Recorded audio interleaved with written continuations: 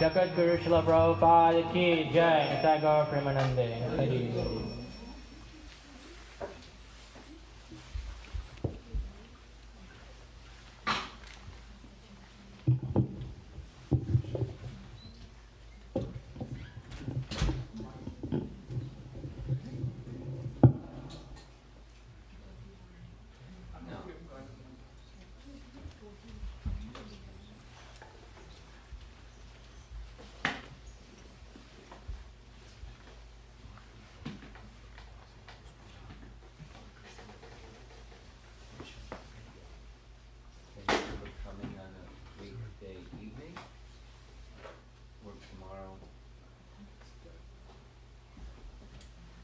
Exam time yet?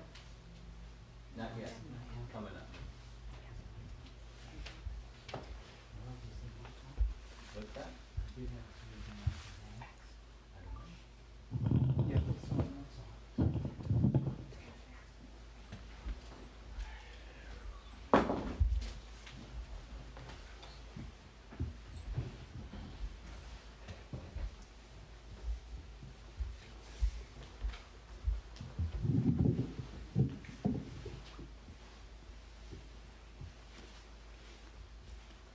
During this visit, the plan has been to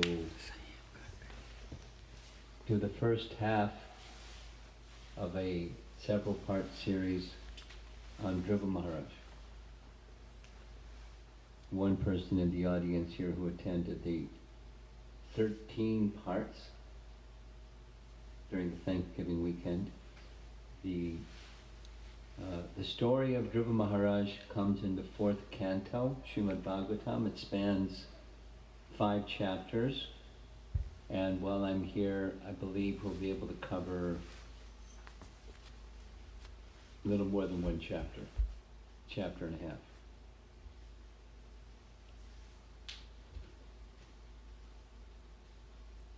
So just to kind of set the mood and backdrop.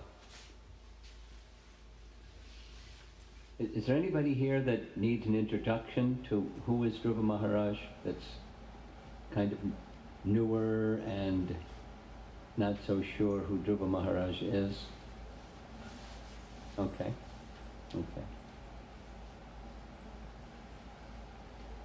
We'll cover that during this session. Just historically,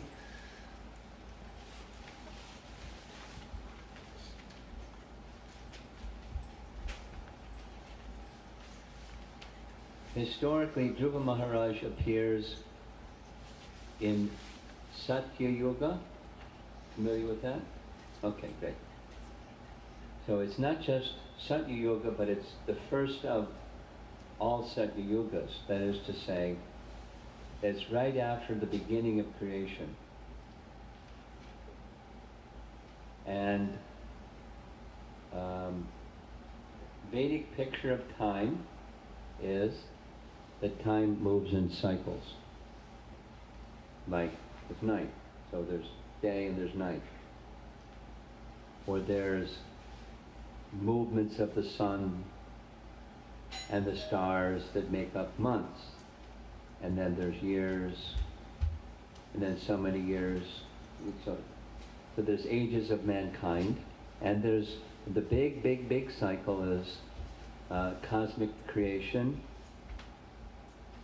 For some period of time, maintenance of that creation, and then withdrawing of the creation, and for equal duration is the resting period, and then again creation, maintenance, dissolution, resting, just big cycle of time. So the creation from the resting stage begins in Canto 3. But the description of it, rather, is in Canto 3. There's what Vishnu does to bring the dormant state of matter into the manifest state of matter, the avyakta into vyakta, unmanifest to manifest. And then after the manifest stage comes what Brahma does. He takes the ingredients and the plan and the creative potency and the knowledge of what he's supposed to do, and he puts the universe together. He builds it. He's a chief engineer. And then after the universe is built, you have to fill it up. So that's another one of the topics of the Bhagavatam. The Bhagavatam has 10 topics, and just mentioned 3 of them. Sarga, Visarga, and Manus and the descendants from Manu. So going back to Canto 3, this is Canto 4. In Canto 3, Vidura has asked Maitreya Muni, please describe the process of creation, the unfolding from the unmanifest to the manifest state. So it's very detailed, like you can't wait to get on to the next section because it's so detailed. Very detailed. And then comes Manus, Sarga, Visarga, and Manvantara. So the first of the Manu's in the cycle of 14 every day of Brahma, but this is his very first day, is Swayambhuva Manu. The Swayambhuva Manu, third canto Bhagavatam, appears directly from the body of Brahma. Prior to Swayambhuva Manu, there's the four Kumaras, and then Lord Shiva, and then the great sages, and then Swayambhuva Manu. So Swayambhuva Manu appears with his wife in an adult feature directly from the body of Brahma without any assistance from a female. Just Brahma is very powerful. And third canto, Swayambhuva Manu comes before Brahma with folded palms and says, any service. And he gives him two services. Give laws for mankind and help fill up the universe with different species, not just human species. So, Prajapati. So he and Shatarupa have two sons and one daughter. And one of those three daughters is described first, Devahuti, and her marriage to Kardama Muni, one of the sages' sons of Brahma. And that's a nice section, how that happens. And then for thousands and thousands of years, they're engaged in austerities, doing what people do in Satya Yuga who are devotees. They engage in dhyan, they perform sacrifice, and they worship the personality Godhead, Vishnu. As Vishnu had already informed Kardama that he would appear as his son. So 9 daughters are born, the 9 daughters are given to the sages to help produce praja, fill up the universe with good offspring. And then Kapila Dev, and Kapila Dev's teachings in this big section of the Bhagavatam, third canto. So we're still in Satya Yuga, we're still at the beginning stages of creation. And then fourth canto begins with some other, it's not chronological. In other words, going back before everybody appears, there's manifesting of elements of creation. And that happens at the beginning of chapter 8, which is where this story is told, where Dhruva Maharaj appears. So he's, Dhruva Maharaj is the son of one of Swayambhuva Manu's 2 sons. His father's name is Uttanapada, and his father's name is Swayambhuva Manu, and his father's name is Brahma, and his father's name is Vishnu. And he's the source of the creation. And just a little detail, it means his first cousin was Lord Kapila. I've often thought about, gosh, did they get together? And what happened when they got together, Dhruva and Kapila? Because it's not like a lot of people on the planet already. They're first cousins. They probably knew each other. I mean, I would be surprised if they didn't, put it that way. What was that like? But it just gives you some idea. So he's way up there in the process of creation. And the story of Dhruva's life is very celebrated for many reasons. And I'm going to ask you, what are some of those reasons? So, in one word or a short phrase, when you think of Dhruva Maharaj, what do you think of? What's outstanding about the life or the quality, the character of Dhruva Maharaj? Raise your hand, so we don't have like a popcorn machine here. Yes? Determination. Determination. What else? Determination is always at the top of the list. Yes? Severe austerity. Severe austerities, yes. Purification. Yes? Faith. Faith. really strong taste. Yes, Following the instruction. following the instructions. Renunciation. Renunciation. Yes. Yes.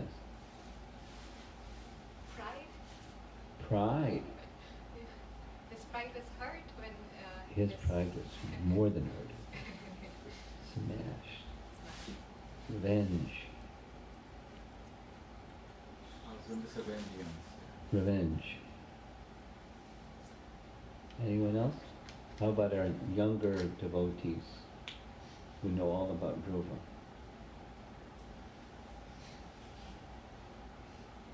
I was gonna say This young fellow right here, he's about to say something. I was thinking of determination too, but then lots of more to be said. You were going to say what? Determination. Determination. But lots of you already said it. That's okay. Say it again. Determination, determination. He's a role model of determination, yes? No. Yes. humbled. Humble. Well, he became humble. Humbled. He definitely became humble. That's not where he started. Yeah, Submissive. Submissive. I couldn't hear. Submissive. Submissive. Submissive.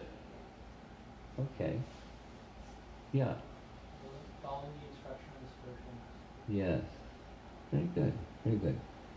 When I think of Dhruva, one of the prominent things you'll see in this presentation several times it shows, he moved from mixed to pure.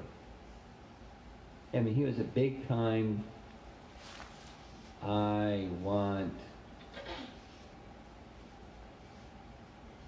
he wanted a kingdom and he wanted revenge. He was like mega, material motivation, approaching God for I want. And when he was on the other side of things, he was pure. He didn't want. And so it's very practical. It's very instructive for us because not that we want a kingdom, but we want something of this temporary world, along with devotion. We're mixed devotees. Dhruva was a mixed devotee, and he went on the other side of it. So there's lots of very important understandings if we listen carefully to the message of Dhruva's life, how to become through that, not only as a role model for that, but there's potency within the sound vibration. The potency within the sound vibration can carry you to that place too. Just hearing it. The sound vibration is like that. It can deliver you to pure devotional service. So, we're going to begin our discussion about Dhruva Maharaj by taking a look at what Srila Prabhupada says in Canto 4, Chapter 8, text number 8. Why is it important to hear this narration about Dhruva Maharaj? In one purport, he doesn't list them 6 in number, but there's 6 benefits. That's how he describes. And you touched on most of them. This detachment from material possessions, renunciation. Because we're bound by our attachment to the temporary. And he was also, but he went on the other side of that. And the graphics, by the way, are not mine, it's somebody else. So I asked them, what was your intention with that little picture on the right? And their intention was, on the one hand, somebody that's greedy and a thief and taking, stealing, and the other is the devotee, whatever they have, they offer to Krishna. So to get to where Dhruva went, this detachment from material possessions, not only the gross ones, but the subtle ones too. the image that we normally would associate is what we hear in the Bhagavatam of watering the root of the tree. All the parts of the tree are benefited. Austerities and penances. Probably there would be a better image than that one. But devotional service is enhanced by austerities and penances. Now, austerities and penances doesn't necessarily mean it's got to hurt. And then that's what's good, that's good for you because it hurts. Rather, it has to do with control of the mind and senses. One of the passages I recall very well from hearing in Los Angeles, from time to time, Prabhupada would spend extended time and he would have the devotees read passages from Bhagavad Gita, and then in intervals he would just interrupt and explain and so forth. So one of those was chapter 6, the whole of chapter 6, beginning to end. And it was called the Topmost Yoga. That was the recording series. It was called the Topmost Yoga, because that's how chapter 6 ends. And at one point Prabhupada was explaining, he was asked, how does one increase one's determination? That was like the top of the list of what people think of when they think of Dhruva. And Prabhupada's answer was by executing austerities and penances. It makes the mind stronger. One becomes more determined. And then he explained, there's not that our austerities and penances need to look like Dhruva's. That's not possible. But minimally the 4 regular principles, and further on appearance days of Vishnu, half-day fast, and on Ekadasis, whatever vrata you observe on Ekadasi, and the vratas that you observe during the month of Kartik, and periodic, voluntarily controlling the senses and controlling the mind, increasing hearing and chanting during those auspicious times. Those are our Vaishnav austerities and penances. But gradually as one progresses spiritually, those austerities of body, mind, and words will naturally become more focused. Just one example, austerity of speech is presented in chapter 17, text 15 of Bhagavad Gita, and in Gita Nagari, during the last 2 Memorial Day weekends, we focused just on that one, austerity of speech. Like, 30 hours times 2 on austerity of speech. And it was called something else. It was, empathic communication.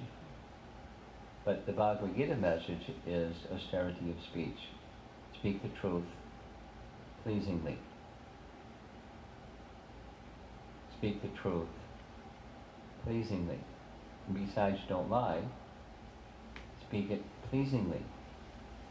That can be a challenge, as somebody may not be pleased to hear the truth. And we may be proud thinking, I know the truth, and then therefore our speech isn't so pleasing. So, anyway, as one becomes more refined in Vaishnava conduct, then austerities of body, mind, and words are natural. They will naturally increase, and as they increase, it enhances one's devotional service, the progress of devotional service. And we'll hear later on, I believe we'll get to it while I'm here, is the austerities that Dhruva underwent to achieve what he achieved. That's 2 out of 6. Here's number 3. improvement of faith in Krishna. Well, his faith in Krishna or Vishnu came from the mercy that he received from his mother, probably also just living in that early stage where Vishnu Bhakti was so strong, but specifically from his mother, additionally from Narada, and his sense of great faith in the words of his mother and the words of Narada enhanced his faith in Krishna. So we'll hear some more about as we go along. This is a benefit, how we can also improve our faith in Krishna. Prabhupada writes, elevation to the transcendental platform of devotional service. That is, going from mixed to pure. The transcendental platform of devotional service, because he started not so transcendental. I want a kingdom. And the way to get the kingdom is Vishnu, so I'll go to Vishnu because I want a kingdom. That's where he started. Commentary, let's say the verse together. Yasya deve para bhaktir, yata deve tata guru, tasyaite katika yartha, prakashante mahatmanaha. This is an Upanishad verse. The meaning of scripture is revealed to the person who has devotion to Guru as much as he has devotion to the Lord. And a commentary connected with this comes from Madhvacharya, where he comments on the Vedanta Sutra or Brahma Sutra. Bhakti brings one to the Lord and shows one the Lord. Now, unpacking that is what's up here from the Upanishads, but you don't get shown the Lord or bring you to the Lord without faith and devotion to the spiritual master in Krishna. This is Madhva's comment on this Upanishad verse. And so he saw the Lord face to face. And a detail here is Rupa Goswami's and Sanatana Goswami's comment, both. But in Laghu Bhagavatamrita by Rupa Goswami, he explains, he states and then explains why he's stating it this way, that the form that Dhruva saw was Prishnigarbha. And most of us here know about Krishna's appearance in the prison house of Kamsa. He appeared in a Vishnu form as the son of Vasudeva and Devaki. And after Vasudev's prayers, then Devaki's prayers, then Vishnu spoke and said, 3 births ago, you underwent great austerities to have a son like me. And I appeared before you in this very same form and said, not only once I'll appear, but 3 times I'll appear. And your names at that time were Sutapa and Prishni. So I appeared as your son, Prishnigarbha, and that's Satyuga. And then again I appeared as your son Vamana when you were Kashyapa and Aditi, and now as your son Vasudeva, son of Vasudeva and Devaki. So in Laghu Bhagavatamrita is now published by the BBT, compliments of Gopi Pranadhana's work. And essentially, it's just a description of the avatars in multiple approaches. That's what the book is. The forms of the Lord as they appear in this world. And when he discusses this appearance before Dhruva, he said, he gives me a number of, without all the references, it's It's scriptural reference plus logic, and the conclusion is that's the form that Dhruva saw. The same Prishni Garbha. It appears as the son of Suttapa and Prishni. So the fifth item out of the six that Prabhupada states in this purport: connection and experience of the Supreme Personality of Godhead, not just intellectually. That is to say, Dhruva's devotion was such that Vishnu was so pleased by his devotion that he personally came. And we'll hear some details where Vishwanath Chakrabarti in particular speaks the mind of Vishnu. He's such a nice boy. He's undergone so much difficulty to see me. I will come to show myself to you. But like that, he's a person. His meditation, Dhruva's meditation, was on the Paramatma feature, but his devotion became so strong that it invoked the Bhagavan feature, that he came before him. We'll hear some more. The personal nature of the Supreme Personality of Godhead becomes very prominent in the whole story of Dhruva. And then finally, number 6, just hearing the narration itself generates a feeling of pure devotional service in the hearts of the hearers. And I know it's done that for me. I'm sure if you listen carefully, it'll do that for you also. A feeling of pure devotional service, just from hearing. That's the benefit. I added, from my own study of this section, there's more than 2, but 2 additional lessons. One is from a scriptural reference from Uddhava Gita, where Krishna is teaching to Uddhava about the process of bhakti.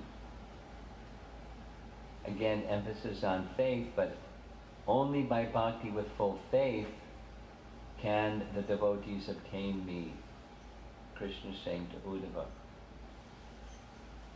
And the commentary says, this is what the Dhruva pastime shows, and Prahlad Maharaj pastime shows.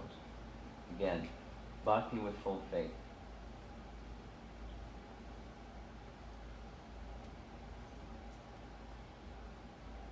I met somebody in Los Angeles who was from Vancouver. He was just there on business or something.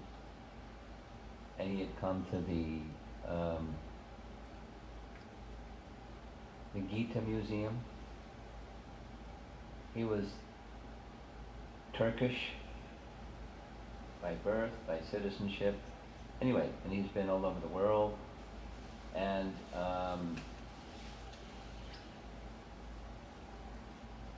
his thing was he wants to see Krishna. I mean, he didn't start there. He started with all kinds of other things and other things and other things and other things and other things. And he's kind of like a sojourner, explorer. But he's at the point where he wants to see Krishna. So we had a little discussion of how do you qualify yourself to see Krishna? And here's a nice lesson. Bhakti with full faith. And we also have to be very, very determined with great faith. And according to the teaching of Rupa Goswami, we also have to be patient.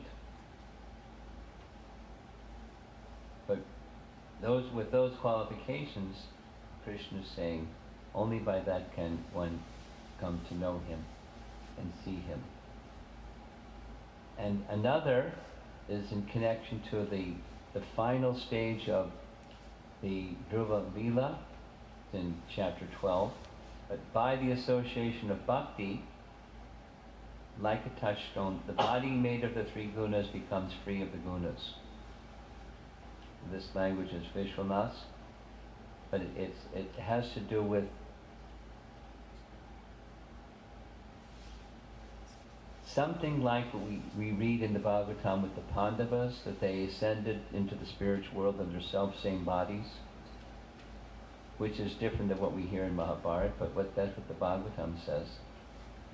So similarly, the common thing is you give up your body and the spiritual form, the Swarup, becomes manifest. Like we hear, that's what happened.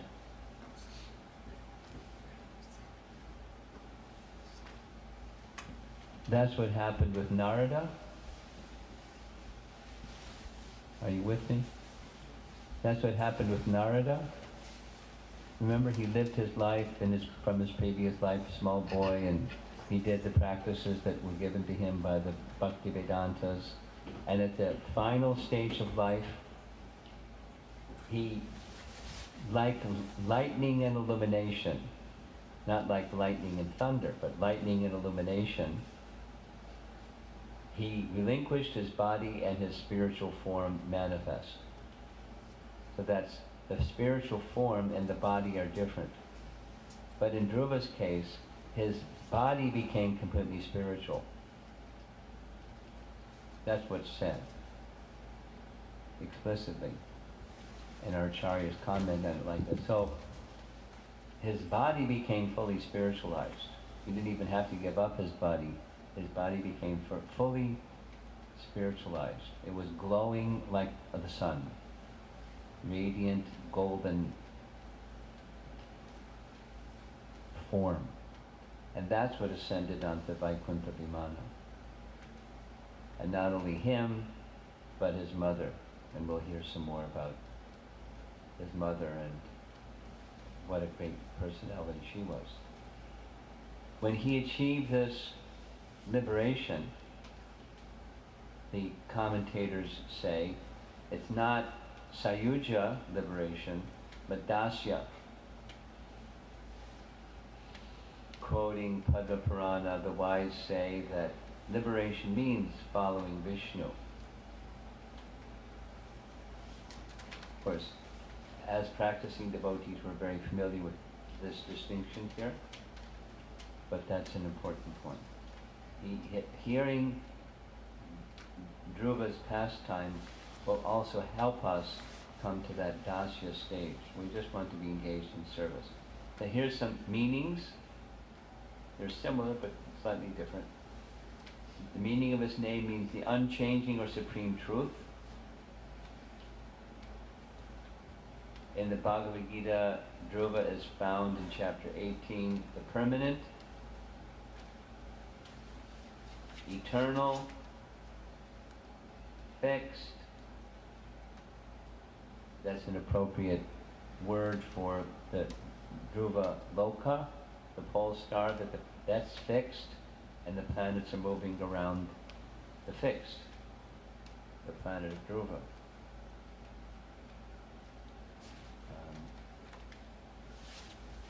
Here's my picture. There's mixed devotional service and pure devotional service. Dhruva takes that very swift journey from mixed to pure. And there's steps in between, obviously. And there's obstacles that he encounters. And there's most likely some obstacles for each of us. And it's good to consider what your obstacles are as you're trying to progress towards the pure devotional service. And there's some obstacles or blocks in our relationship with the Holy Name, or maybe our relationship with a Vaishnava or certain Vaishnavas or Vaishnavas. We have an expectation and they don't meet our expectation or something like that. And you may struggle with some service or services, something. There's always something. So Dhruva is helping to show us how to go beyond those things, the features of his life. And we can receive some strength from Dhruva and the pastimes of Dhruva to help us go beyond. Now here's some a quote from Teachings of Lord Chaitanya. Prabhupada wrote long, long ago, and he's describing Dhruva in Teachings of Lord Chaitanya this way. Generally, people come into the association of devotees to mitigate some material wants.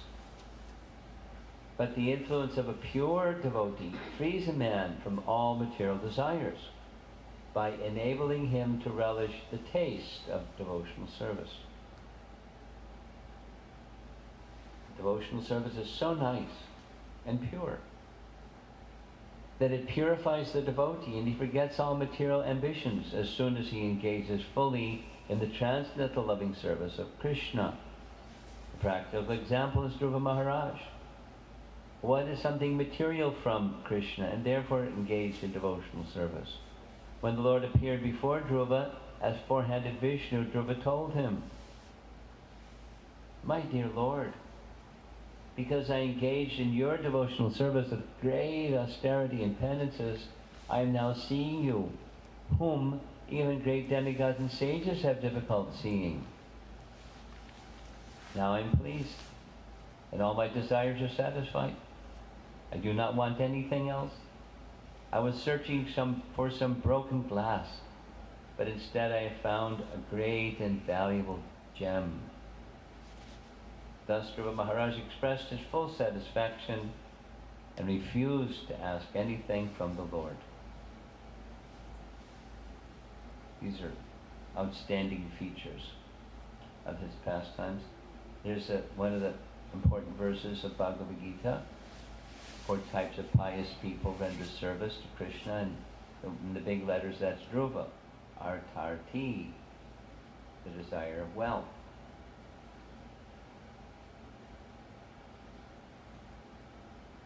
Vishwanath Chakravarti Thakur particularly points to this repeatedly.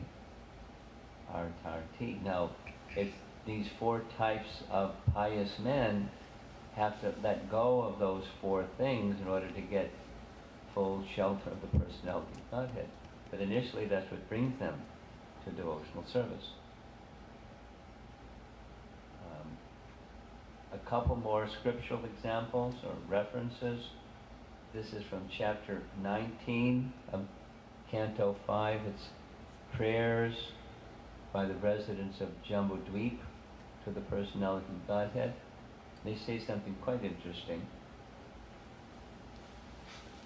Whenever Krishna is requested to fulfill one's desires, he undoubtedly does so, but he does not award anything which, after being enjoyed, will cause one to petition him again and again to fulfill further desires. When one has other desires but engages in the Lord's service, Krishna forcibly gives one shelter at his lotus feet, where one will forget all other desires.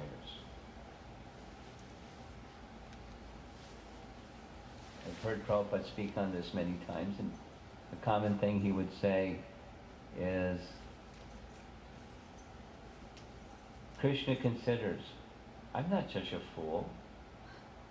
I'm not going to give them something material, and then they become attached to that something material, and their devotion to me becomes obscured. I'm not such a fool. But if I give them such things, I do it in such a way they'll not desire those things ever again, because I give them my 2 lotus feet. Now that tells us something about Krishna's loving nature, like a loving parent or a loving friend. Your best friend is one who reminds you of Krishna. And to be someone's best friend, remind them of Krishna. Of course, not like in some obsessive, insensitive way, but in appropriate to the person way. You perform that function and seek the association as friends, those who remind you of Krishna. And that's what Vaishnava Sangha is. Here's a verse from the Sudama Brahman story, way deep into Canto 10. To a devotee who lacks spiritual insight, the Supreme Lord will not grant the wonderful opulences of this world, kingly power and material assets. Indeed, in his infinite wisdom, the unborn Lord well knows how the intoxication of pride can cause the downfall of the wealthy. You know, this is a verse, it's not purport, and it's Sudama reflecting when he was going back to his home after not having asked Krishna for what he was sent by his wife to ask Krishna for, like stuff. He didn't ask, and Krishna didn't ask him why he had come. And he's reflecting, Krishna didn't ask because he knows I have the tendency to become proud. Oh, I'm special. Krishna has special affection for me, and he gave me all this stuff. And he knows I have such a heart. He knows I would become proud, and so he didn't even ask me. He was protecting me from my pride. That's his contemplation. And Jiva Goswami comments on this verse in his Bhagavatam commentary. Actually, it's Bhakti Sandarbha. No, yeah, it's Bhakti Sandarbha. Since the Lord is full of all powers and is always perfect in himself, he is independent in bestowing. He does not give wealth, kingdom, and power because of the variety of mentalities of the devotees. The Lord sees that intoxication with wealth, kingdom, and power causes downfall from one's position or makes one fall from one's dharma to hell. Since the Lord is omniscient, doubt. Then why did he give opulences to Dhruva, Prahlad, and Ambarish? Answer, they had good intelligence. They had good qualities because of the strength of their intelligence. But the Lord does not give to those with meager intelligence because he sees it will create obstacles to attaining him. This is the function of bodhi in connection with bhakti. Bodhi is spiritual intelligence, how to navigate your way through this temporary place and not become distracted by the temporary place, but offering with intelligence, offering whatever is there to the service of the Supreme Lord. Prahlad says the same.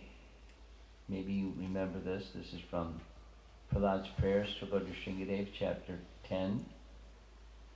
Oh my Lord, when a human being is able to give up all material desires in his mind, he becomes eligible to possess wealth and opulence like yours.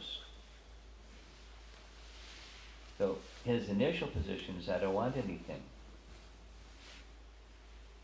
And he had different reasons why, but he just didn't want anything. But the Lord wanted to give him everything. And then one is eligible to receive everything and not become overwhelmed by it or made proud by it or trying to become the enjoyer of it if one doesn't have a desire for it, and then that is, it becomes offerable to the personality Godhead. And one more reference, this is Canto 11, Chapter 3. The image up here, this is the Navayogendras, and Navayogendras are mentioned in Canto 5. They're 9 of the 100 sons of Rishabdev.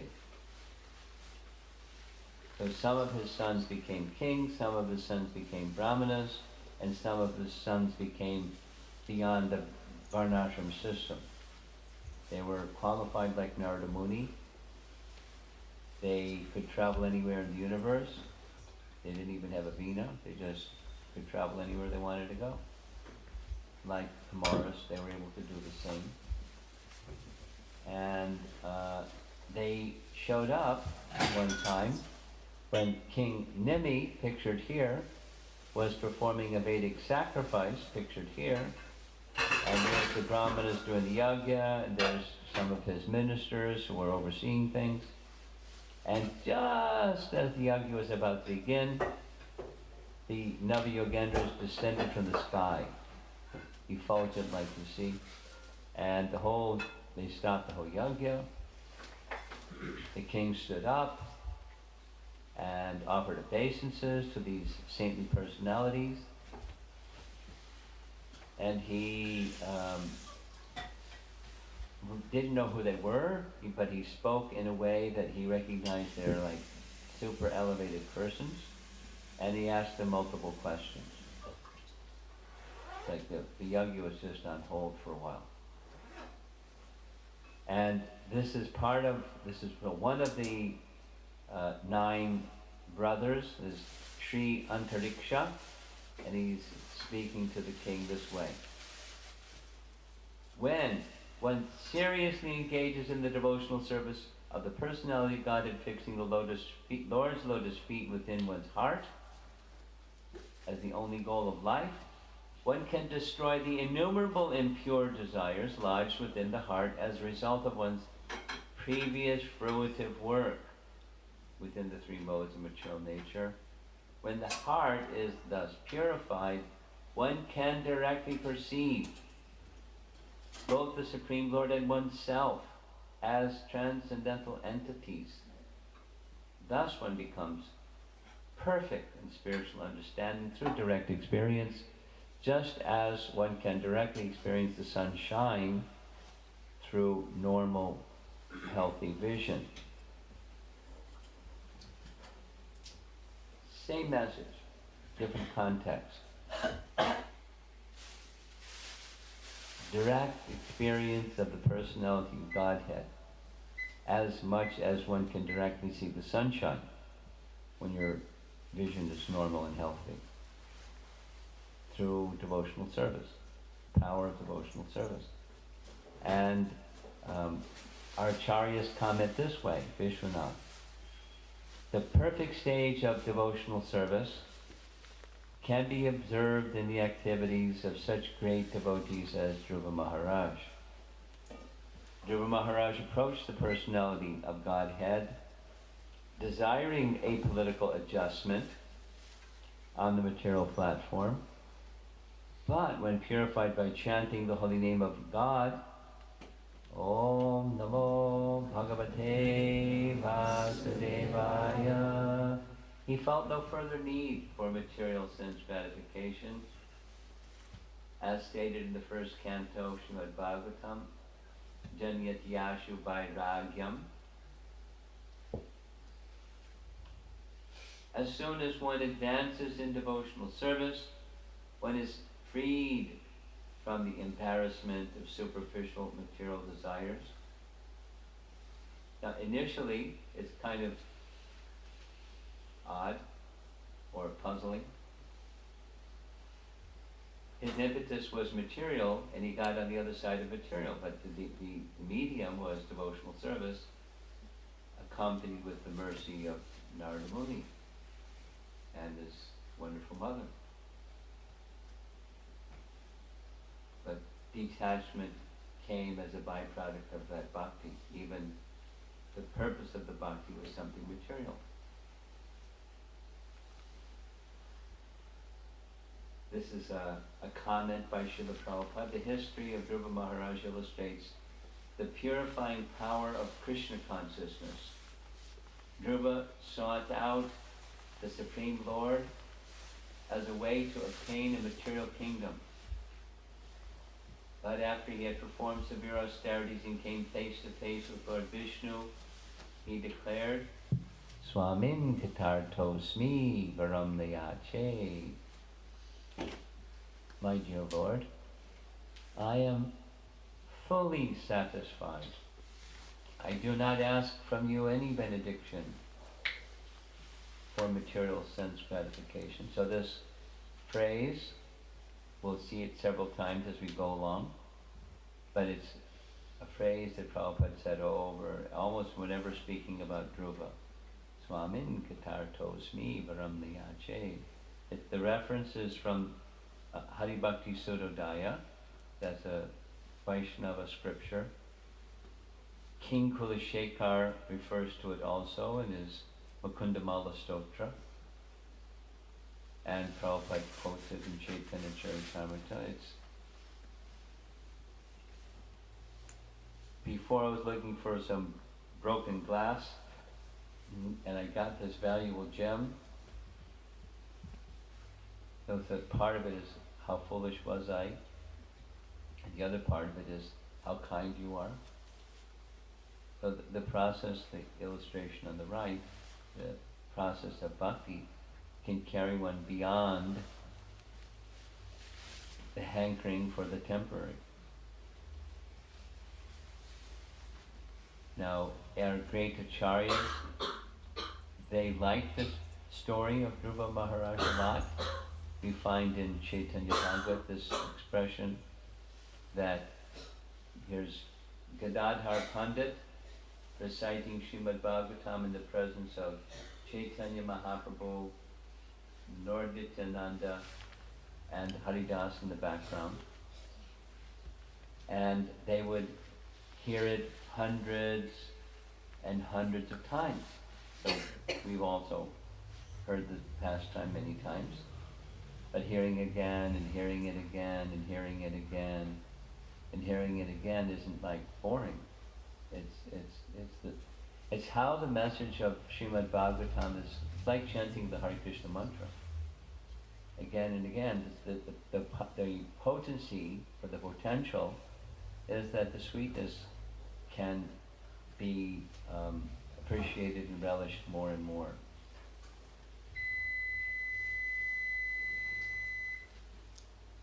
I liken it that relishing the topics of the Bhagavatam is like making sandalwood paste.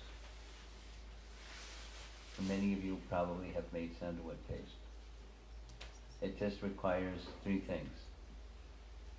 A little piece of wood about the size of your fist, a flat rock, and a little water. And you just make a circular motion, and you chant Hare Krishna, or you sing some songs, or you recite some verses that you know, and you're thinking of Krishna.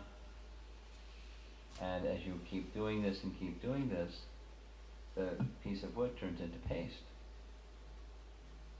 And the paste, the fragrance of the paste is very nice. It's there in the wood, but it comes out more just by that circular motion of moving on the flat rock. And when you apply the paste, it has a very cooling effect. Those two things. So reciting the Bhagavatam again and again, like Chaitanya Mahaprabhu did, the fragrance and the sweetness and the soothing nature of the Bhagavatam's message comes to the fore. The concluding section of the last chapter, Maitreya, is speaking to Vidura. One should chant the character and activities of Dhruva Maharaj both in the morning and in the evening with great attention and care in a society of brahmanas or other twice-born persons. And finally, Prabhupada's comment from Queen Kunti's prayers. When Dhruva Maharaj was undergoing penance and meditating upon the form of Vishnu within his heart, the Vishnu form suddenly disappeared and his meditation broke. Upon opening his eyes, Dhruva Maharaj immediately saw Vishnu before him. Like Dhruva Maharaj, we should always think of Krishna, and when we attain perfection, we shall see Krishna before us. This is the process. We should not be too hasty. We should wait for the mature time. Of course, it is good to be eager to see Krishna, but we should not become discouraged if we do not see him immediately.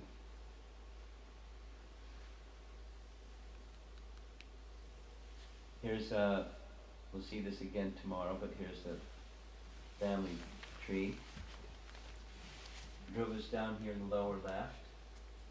There's his mother's name, Suniti, and the father is Uttanapada. Uttanapada had a brother, elder brother, Priyavrata, and he had 3 sisters, daughters of Swayambhuva Manu and Shatarupa, and there's Lord Brahma. Now, tomorrow we're going to be introduced to both the queens, Suniti and Suruchi, and Suruchi's son's name is Uttama. So that's the family tree. And this is the last image. This is a photograph of the altar at the top of Dhruva Tila. It says Mahavan, but it's Madhuvan. Vishnu's in the middle. Middle one, that's Dhruva. Over here is Narada carrying the Veena. That's the main altar. So it's like a hill. Most of Vrindavan is flat topography, but there's a few places, Varsana and Nandagram and Govardhan Hill and Dhruva Tila. It's like noticeably different topography than everything else. So to get there, you go up this hill. It's at a place. Dhruva was assigned this place to go by Narada to Madhuvan and one of the 12 forests, and at that time the river Jamuna flowed nearby, and it's in this location, up on this hill, that Dhruva performed his austerities, and Vishnu came before him.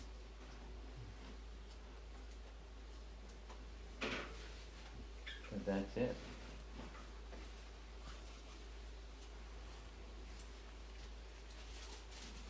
So tomorrow evening we'll start chapter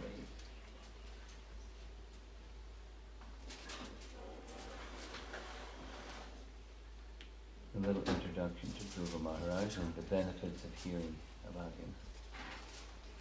See if there's some discussion.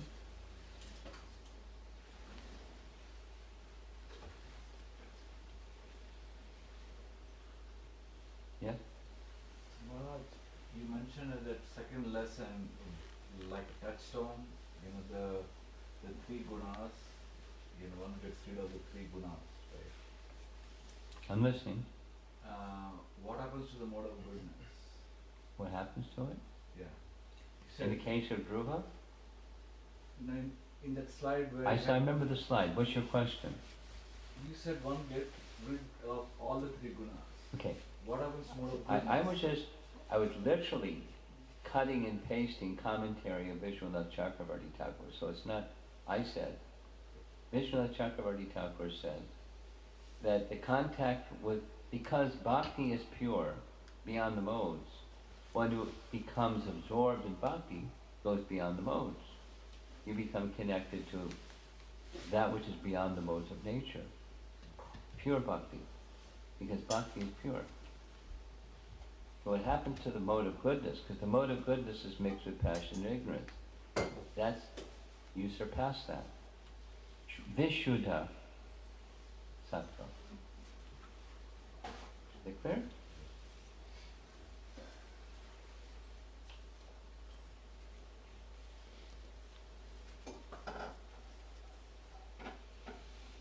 Anything else?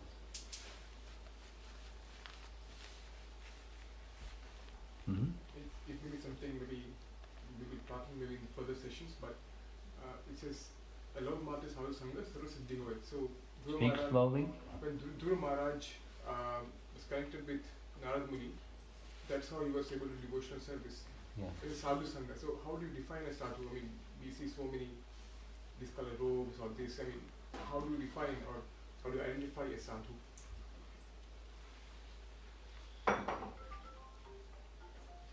Well,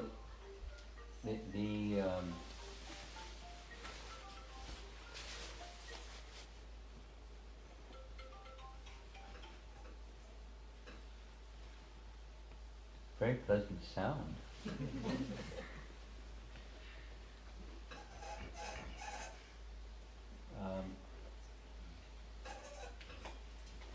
Scripture gives, even within Bhagavad Gita, there are 3 different places where Arjuna asks a similar question and Krishna gives this explicit answer. How do you tell someone who is beyond it's the end of chapter 14.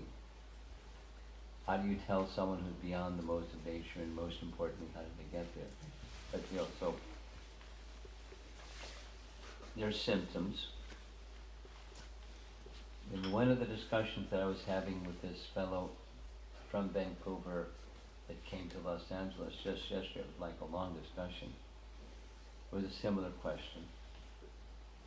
And the emphasis I was making with him is, first of all, the person's, because there's someone he's hearing from north of Delhi, but he only speaks Hindi, and he doesn't speak Hindi, so he has to work through a translator and so on and so forth.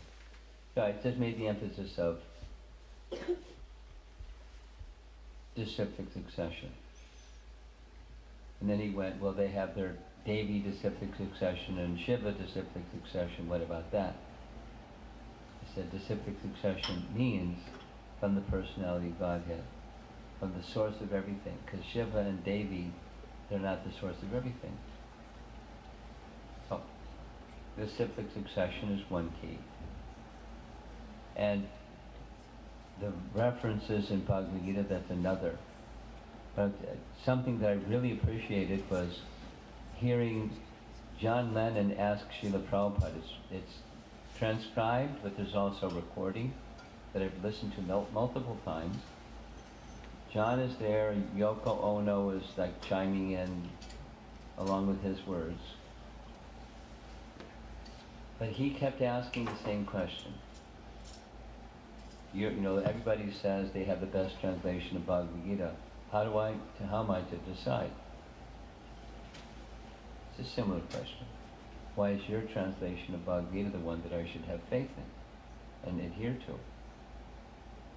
And Prabhupada gave the disciplic succession answers and, you know, as it is answers kind of thing. And then finally he said, this is a response, if you can find someone, you say that you accept Krishna as the Supreme Personality of Godhead. It was like, and then a pause, like, really? But you say that you accept Krishna as the Supreme Personality of Godhead, the Bhagavad Gita is Krishna's words, so who's going to know Krishna's words? The meaning. One who, they're fully devoted to him, everything they do is for him, their whole life is Krishna, Krishna, Krishna. That person is going to know Krishna. And the real person is not, unless they're a devotee of Krishna, you'd say it that way. But if they're not a devotee of Krishna, then how are they going to understand Krishna? So, a sadhu is a devotee. They're attached to sat. That's sadhu. And Sat, Om Tat Sat, that's the personality of Godhead.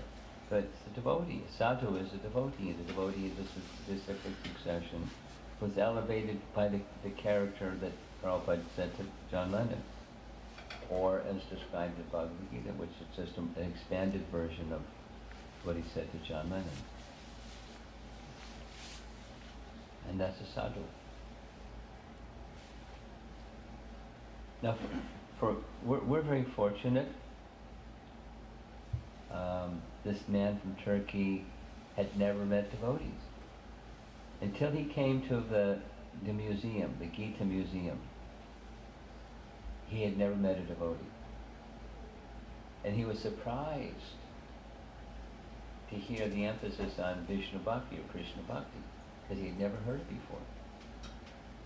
And he said he spent a whole year. He stopped his job and spent the whole year just researching. And he didn't find Krishna Bhakti anywhere. He is the first he heard it. So there's so finding who is a real sadhu, that's for such a inquisitive person that hasn't met a devotee yet? That's an important question. How do I know? Or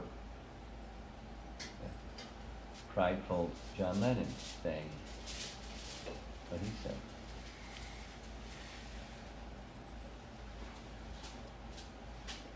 Now it's good to want to know, and it's good to be careful to make sure that you've got the right connection.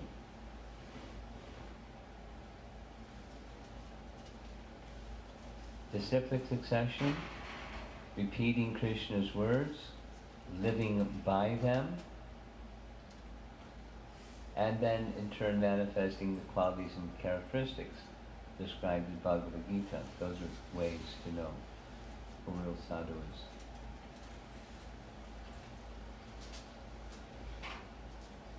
Someone else had their hand up? Yeah. One of the slides on the liberation, there was a word Sayujya liberation. Yeah. What is that? There are 5 types of liberation, mukti. And Sayujya is one of those 5. And there's 4 others. You familiar with them? No? Okay. Sayujya means merging, becoming one with the effulgence of the Lord. That's Sayujya Mukti. And there's 4 others that are sometimes called Vaishnava liberations. Sarupya, attaining a form like the Lord. Salokya, attaining residence on the planet of the Lord, having Sharsti, having opulences like the Lord, having the Lord direct association.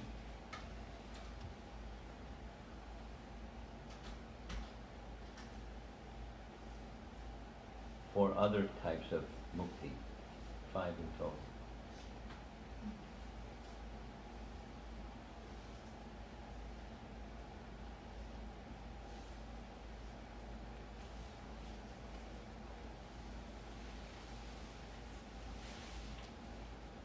We're done?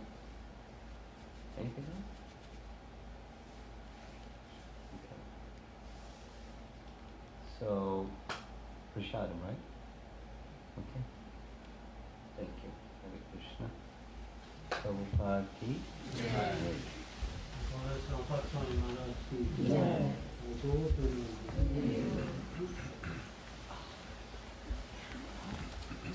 So tomorrow, like Maharaja was saying, will be next session will be at 7 p.m.